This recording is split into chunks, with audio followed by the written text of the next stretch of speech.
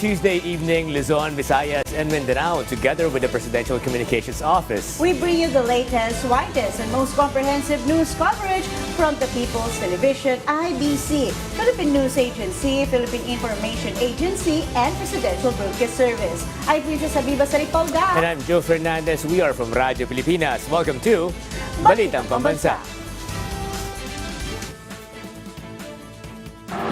Tonight's headlines. The Philippines and Cambodia further solidify relations and more meaningful cooperation to spur economic growth and maintain peace and regional stability. Administration bets kick off the campaign period for the 2025 midterm polls with a proclamation rally in Ilocos Norte led by no less than President Ferdinand R. Marcos Jr. The senatorial bets of the administration under the Alianza para sa Bagong Pilipinas answer queries on the latest issues and challenges that the country is facing.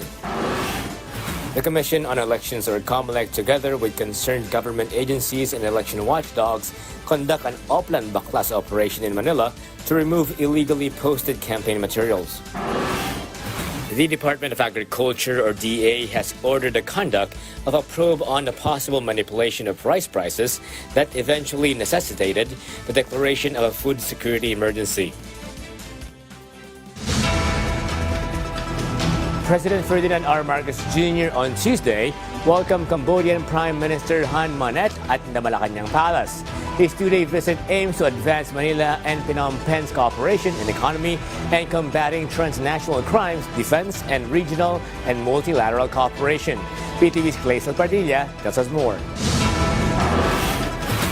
The Philippines and Cambodia have further strengthened their relationship in fostering economic growth, promoting peace, and supporting regional stability. This development follows the first official visit of Cambodian Prime Minister Hun Manet to Malacanang today. During his visit, President Ferdinand R. Marcos Jr., First Lady Liza Arneta Marcos, and several cabinet members extended a warm welcome to Prime Minister Hun Manet and his delegation. The officials recently held a bilateral meeting that resulted in 8 agreements focusing on key areas such as collaboration in agriculture, exchange of knowledge in digital transformation, cooperation in developing the skills of workers, promotion of tourism, sharing best practices in investment and fair trade, avoidance of double taxation, and prevention of the illegal transportation of cultural properties. We can maximize our existing cooperation on diverse fields of mutual interest and explore new ways to collaborate while leveraging our growing economies, the dynamism of our people, and our unyielding commitment to regional peace and stability. Allow me to reiterate our enthusiasm to welcome more Cambodians to the Philippines as tourists, as investors, as business partners, and as trusted neighbors and friends. Our cooperation spans across multiple sectors, from defense and security to trade, investment economy, and people-to-people exchanges. We are keen on taking our collaborations to new height. President Marcos Jr. also expressed his gratitude for the magnanimous act, thanking Cambodia for granting a royal pardon to 13 Filipino surrogates and for assisting them in Cambodia. We will never forget this act of magnanimity from His Majesty, a testament to the strong relations between our two countries. Rest assured, we will continue to stand with you in the fight against transnational crimes and their adverse effects on our peoples and on our communities. Officials anticipate that relationship between the Philippines and Cambodia will further flourish, especially in security cooperation in the Indo-Pacific region. The upcoming 4th Philippine-Cambodia Defense Cooperation Committee meeting is expected to result in stronger military ties, particularly in responding to humanitarian assistance and support for disaster-affected communities. From PTV Manila, Claysel Padilla, Balitang Pambansa. The President's handpicked dozen of his Alianza para sa Bagong Pilipinas coalition to fill out the vacated post in the 20th Congress received a rousing welcome from Moroccans and cheering throng of supporters in the President's solid North Bay week. Each of them went front and center to spell out their legislative agenda and hopes for another term. Armela Masmoras took her team to Lawag City to cover the event, and she gets up to speed on developments live. Mela, good evening. Good evening, Joe. The proclamation rally of the Alyansa para sa Bagong Pilipinas has complete attendance. Senatorial candidate of the administration and the event led by President Ferdinand R. Marcos Jr. himself. Wala sa kanila ang may bahid ng dugo dahil sa tukhang. Wala sa kanilang kasabwat sa pagbulsa ng sako-sakong pera, pinagsamantalaan ang krisis ng pandemya, pinabayaan ang ating mga kababayan na magkasakit at mamatay. Wala sa kanila ang mga pumapalakpak sa China at natutuwa pa kapag tayo ay binobomba ng tubig. Wala po sa kanila ang tilang sakristan ng isang bulaang propeta na nasasakdal dahil sa pagyurak sa ating kabataan at sa ating kababaihan. Wala sa kanila ang tagataguyod ng pugad ng krimen, ng sentro ng paglalapastangan ng mga kababaihan na mga pogo. This was the message of President Ferdinand R. Marcos Jr. as he formally endorsed the administration's 12 senatorial candidates for the 2025 midterm elections under the Alyansa para sa Bagong Pilipinas. This include former DILG Secretary Benher Abalos, Makati City Mayor Abby Binay, Senator Bong Revilla, Senator Pia Cayetano, former Senator Ping Lacson, Senator Lito Lapid, Senator Amy Marcos, former Senator Manny Pacquiao, former Senator Tito Soto, Senator Francis Tolentino, former DSWD Secretary and now House Deputy Majority Leader Erwin Tulfo, and House Deputy Speaker Camille Villar. Ito po ang aming ipinagmamalaki. Ito po ang ating mga kandidato para ng Alyansa para sa Bagong Pilipinas. Ito po ang hinaharap namin sa inyo, ang pinakamagagaling na Pilipino, pinakamasipag na nagsiservisyo publiko, at ang buong buhay nila ay itinaya nila hindi lamang para sa kapakanan ng kanilang mga sarili, kung hindi po para sa inyo, para sa taong bayan, para sa Pilipino, at para sa Pilipinas. For Alyansa candidates, there was no better place to begin the campaign than the heart of the solid North, which is also considered a bailiwick of the Marcos family and their allies. As he ended his speech, the President issued this call to the Filipino people. Sa darating na Mayo po, huwag nyo na pong tignan ang mga ibang mga pangalan. I-shade nyo na po lahat po itong nandito na nasa harap ninyo at gawing nating 12-0 ang ating resulta sa Senado. Nang sa ganon, matitiyak natin ang kinabukasan ng ating minamahal na Pilipinas. Mabuhay ang Alyansa! Mabuhay ang Bagong Pilipinas! Joe, the next campaign rally of the Alyansa para sa Bagong Pilipinas will be held in Iloilo City on Thursday, February 13. And that's the latest from Lawag City, Ilocos Norte. Mela Moras, Balitang Pambansa. Many thanks, Mela Moras. Have a good evening. On the other news, President Ferdinand Marcos Jr. senatorial candidates under Alyansa para sa Bagong Pilipinas held a press conference earlier today in Lawag City, Ilocos Norte to commence their national campaign for the 2025 midterm elections. During the event, the candidates outlined their priority bills and plans if elected and addressed current issues in the country. PTV's Daniel Manalastas has more. As senatorial candidates under the Alyansa para sa Bagong Pilipinas kicked off their campaign for the 2025 midterm elections, they have revealed various plans on how they will be able to help the country, even the president, for our nation to succeed. Of the 12 administration bets, some are trying to make a comeback to the Senate. Bakit tayo nagkahiwa-hiwalay? Bakit tayo nag-aaway-away? Kung sinong nakaupo, may mga kumukontra. Ang programa ng ating Pangulo ay napakaganda. Doon sa Bagong Pilipinas po, kasama po doon, ang isa sa nagustuhan ko, yung sustainable livelihood at saka pabahay. Kailangan po ng tulong ni President Bongbong Marcos. Kaya po kami naririto upang sumuporta sa kanya. Kaya yung aming buong grupo ay umaasa na tutulungan nyo kami magtagumpay. Sapagkat kapag kami ang nagtagumpay, magtatagumpay si President Marcos. At pag nagtagumpay si President Marcos, magtatagumpay ang buong Pilipinas. Pinakaprominenteng Ilocano sa Malacanang ang matapat. Matapat sa tungkulin, matapat sa bayan, matapat sa bansang Pilipinas. Si Pangulong Bongbong Marcos. Ako po, kung sakaling bibigyan ng pagkakataon, ay tutulong, magiging katuwang ng Pangulong Marcos. While others are trying their luck to be re-elected, while some highlighted their achievements over the past years serving as a senator. Naaalala ko pa nung isang taon, may nabanggang barko ng mga mangingisda.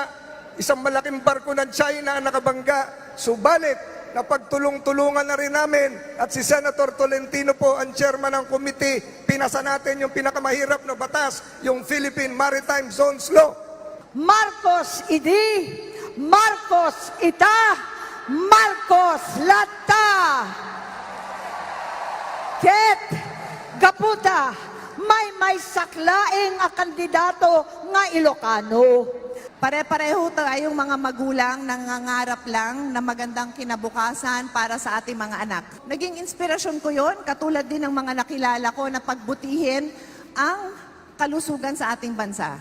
Nagkalintik-lintik ako noon.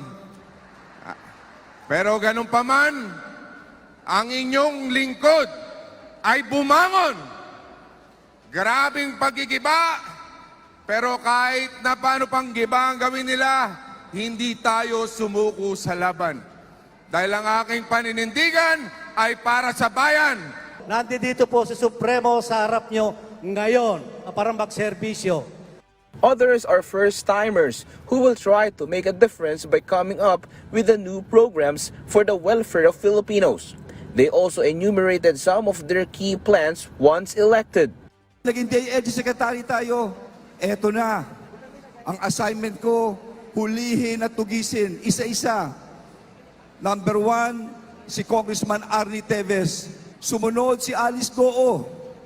At ang pinakahuli, si Pastor Apollo Kibuloy. Mga kasama, hindi lamang galing at husay ang kailangan. Kung kailangan tumayo mag-isa, tumayo ka. At kailangan mong tapang na gumawa ng desisyon.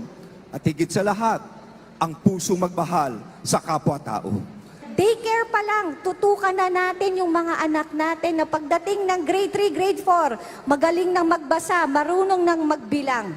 Sa darating po na Mayo, pahintulutan po ninyo ang inyong lingkod na samahan ko po kayo sa laban na ito. Tumutugon po tayo sa mga problema. Nariyan po tayo para tulungan ang mga biktima ng baha, ng bagyo, ng lindol, mga senior citizen, mga PWDs. Susunod naman, sapat na hanap buhay, trabaho o pangkabuhayan. Pero dapat po, hindi lang po mananatiling pangarap yan. For now, this is just the start of a long campaign before the May 2025 elections. From PTV Manila, Daniel Manalastas, Balitang Pambansa. The majority of candidates from the Alyansa para sa Bagong Pilipinas ranked in the top 12 of Octa Research's first quarter senatorial survey for 2025. Broadcaster Erwin Tulfo topped the survey, while former Senate President Tito Soto, Bong Revilla, and Ping Lacson also made it to the top 12. Other candidates in the rankings include Pia, Cayetano, Manny Pacquiao, Amy Marcos, Lito Lapid, Denver Abalos, Francis Tolentino, Abby Binay, and Camille Villar. The survey asked respondents who they would vote for if the May 2025 elections were held today. A total of 1,200 respondents nationwide participated in the survey from January 25 to 31, 2025. The Commission on Elections, or COMELEC, is strictly enforcing the removal of illegal campaign materials on the first day of the campaign period for the midterm elections. COMELEC Chairperson George Erwin Garcia emphasized that all candidates must take election laws seriously with no exemptions for small or big violators. Posters exceeding the allowed size limits or placed outside designated common poster areas will be taken down except those on private property. COMELEC also warned that enforcement will be even stricter starting March 28 when the local election campaign period begins.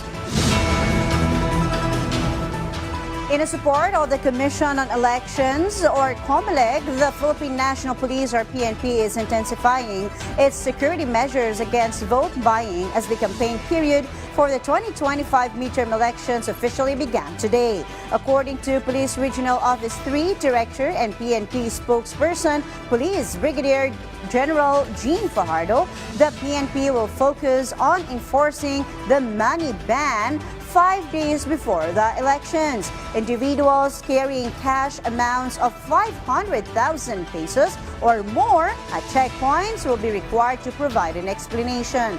While possessing such amount is not prohibited, Fajardo emphasized that this measure ensures the money is for legitimate transactions and not potential vote buying. The PNP Anti-Cybercrime Group will also conduct a cyber patrolling in partnership with e-wallet platforms to monitor online transactions of candidates. The Philippine Navy and the Philippine Coast Guard are continuously monitoring the Chinese research vessel that entered the archipelagic waters of the Philippines. Chinese research vessel Lanhai 101 was last seen 17 nautical miles from Lubang, Occidental Mindoro. The said vessel was first spotted last Sunday, sailing in the eastern part of Palawan. The Philippine Navy ship BRP Andres Bonifacio and Philippine Coast Guard ships BRP Melchor Aquino were immediately deployed to watch the vessel. According to Chinese research vessel, their rerouting was due to bad weather in the western part of Palawan. They also assured them that they are following the rights of innocent passage. Moreover, AFP ensured that they will always monitor our sovereignty to protect our safety. Meanwhile, Palawan and Basilan have been placed on high alert due to debris from Chinese rockets that may fall in the provinces. The Philippine Space Agency warned the public to avoid approaching the rocket debris as it may contain harmful substances.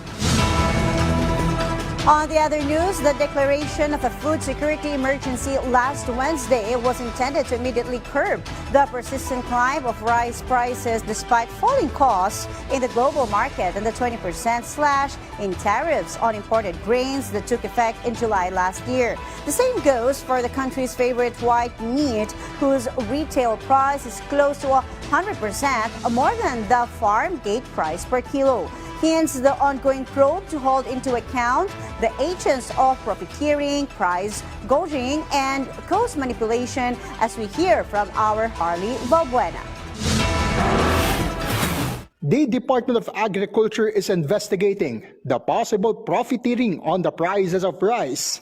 This amid the extraordinary prices, which led to the declaration of a food security emergency on rice. DA Assistant Secretary spokesperson Arnel de Mesa said they are coordinating with the National Bureau of Investigation to dig deep into the rice value chain. Nag-utos na actually ang mga miyembro ng ating komite na imbestigahan through the National Bureau of Investigation sino yung mga posibleng nananamantala sa buong value chain, magmula pa sa importer, sa trader, sa wholesaler, hanggang sa retailer ng bigas. Under the food security emergency on rice, the National Food Authority is authorized to release the buffer stock of rice, which is expected next week. It will be sold at a minimum price of 35 pesos per kilo. Meanwhile, the DA is also studying the imposition of a maximum suggested retail price or MSRP on pork. Agriculture Secretary Francisco Chu Laurel Jr. questioned the current 380 to 480 pesos price of pork per kilo, given its farm gate price is only 240 to 250 pesos per kilo.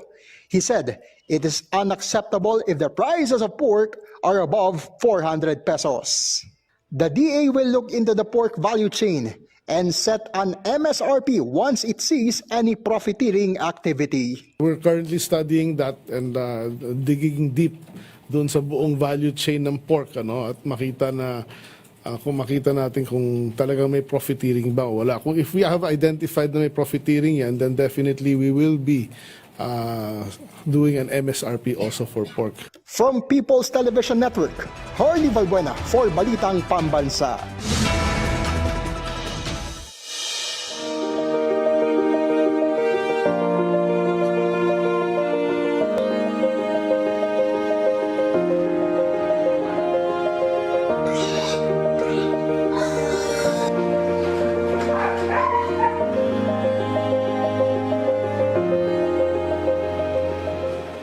Ako si Juanito Casañares Alquiris, ug asawa si TC Canania Alquiris nga nagpuyo diri sa resettlement site sa Kalisuhan, Guadalupe, Carcar City, Cebu. Mao ni ang atoang gamay nga yuta nga hinatag sa DAR, itutuluhan sa DAR. Mao ni atoang mga binuhing baboy. Mao ni nakapahuman og papaeskwela sa among mga anak. Nakapahuman mi og 5 ka anak. Nagpasalamat mi kay dako sa atong mahal nga presidente Bongbong Marcos ug sa atong sekretary sa DAR nga si Conrado Estrella III nga mao'y nagbuhat sa titulo sa among yuta nga ilang gihatag namo ang 2,400 square meter. Si Mr. Juanito Alquiris, mga anak na po yan na mga naghihintay.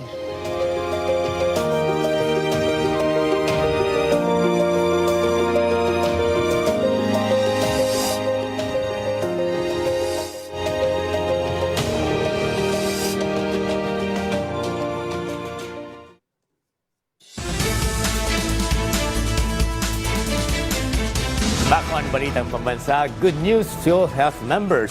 The Philippine Health Insurance Corporation, or PhilHealth, has announced the inclusion of preventive oral health services and pediatric optometric services in its benefit packages.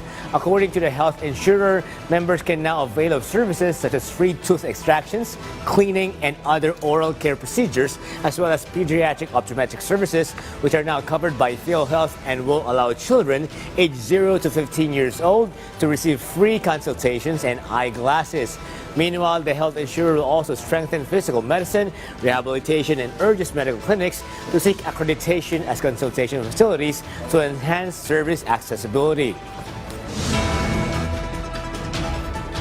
Metro Rail Transit, or MRT3, highlighted their successes last year, and they are hopeful to also succeed on their projects this year. In the program Bagong Pilipinas Ngayon, MRT3 General Engineer Oscar Bongon said that their ridership increased to 430,000 to 450,000 on weekdays, while on weekends and holidays, it reached to 250 to 350,000. Moreover, the said Rail Transit expects to complete its project that will increase its capacity to 33% that can also bring faster trip and convenience for their passengers.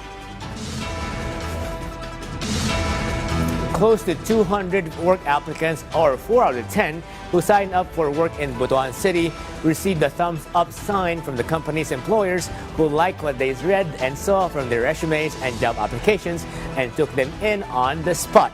Thanks in part to the efforts of the Regional Department of Labor and Employment, who hooked these newly hired with their employers, as we hear more from PIA Garaga's Jennifer Pena Gaetano.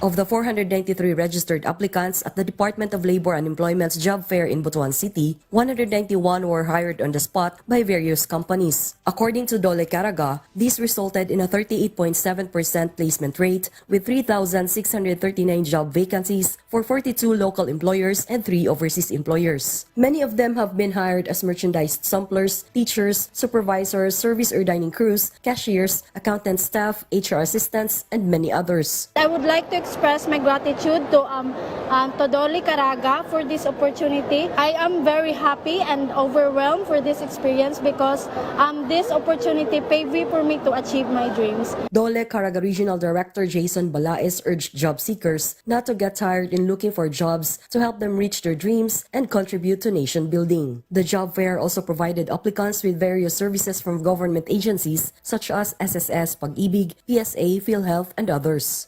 Mandated to shape the labor and employment sector, the Department of Labor and Employment, through its sustainable conduct of job fair, has inspired job seekers to patiently look for decent jobs here and abroad. From the Philippine Information Agency Caraga, Jennifer Peña Gaetano for the Balitang Pambansa. Historical markers are being installed at key sites to commemorate significant events in the nation's past.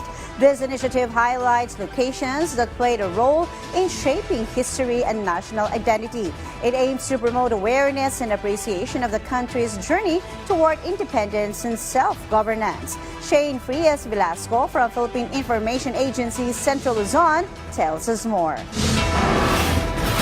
The National Historical Commission of the Philippines or NHCP has officially installed the Landas ng Pagkabansang Pilipino 1899 marker at the Pamintuan Mansion in Angeles City. This initiative is part of the 3-year commemoration of the 125th anniversary of the Proclamation of Philippine Independence and the inauguration of the First Republic, which runs from June 12, 2023 to March 23, 2026. NHCP Executive Director Carminda Arevalo said the Pamintuan Mansion was chosen for this recognition due to its significant role in shaping the Philippines as a nation. Kung Pamintuan, yung bahagi po yun, nung landas na sinasabi natin na yan, sapagkat nung June po, nung 1899, na malagi po na natili dito ang grupo ng ating Pangulong Aguinaldo. Sa katunayan nga po, dito po unang ginunita ang first anniversary ng Philippine Independence. Kaya napakahalaga po ng papel ng Angeles sa ating pagkabansang. By 2026, the NHCP aims to complete the installation of historical markers at key sites that played a role in the nation-building process of the Philippines. From the Philippine Information Agency Central Luzon, Shane Frias Velasco for Balitang Pambansa.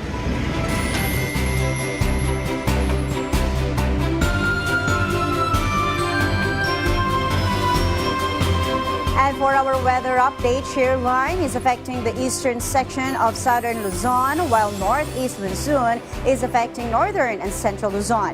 Based on Pag-asa's latest update, Metro Manila, Aurora, Calabarzon, Camarines Norte, Camarines Sur, Marinduque, and Oriental Mindoro will experience cloudy skies with scattered rains and isolated thunderstorms.